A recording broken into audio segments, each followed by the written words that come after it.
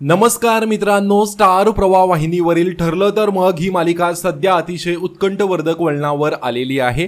मात्र असे असतानाच आता या मालिकेमध्ये एका नव्या पात्राची एंट्री होणार असल्याची माहिती समोर आली आहे। ठरलं तर मग मालिकेचा नुकताच एक प्रोमो समोर आला आहे, ज्यामध्ये प्रियाच्या सांगण्यावरून सायली ही घर सोडून निघून जात आहे। तर रविराज हा सायलीला पुन्हा घरी घेऊन येतो आणि प्रिया समोर तिला म्हणताना दिसतो की ये सायली, आणि या घराचा उंबरठा आज तू ओलांडला आहे, ती माझी लेक म्हणून। आजपासून हेच तुझं माहेर आहे आणि हे ज्यांना मान्य नाही त्यांनी खुशाल बाहेर पडावं, असं रविराज सर्वांसमोर म्हणताना दिसत आहे। मात्र यावेळी एक चिमुरडी म्हणजेच एक लहान मुलगी बाबा असे जोरात आवाज देताना दिसत आहे।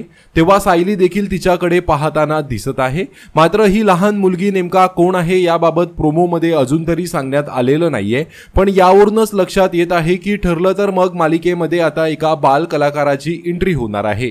तर मालिकेमध्ये आलेला हा ट्विस्ट तुम्हाला आवडला का? कमेंट करून नक्की सांगा। धन्यवाद।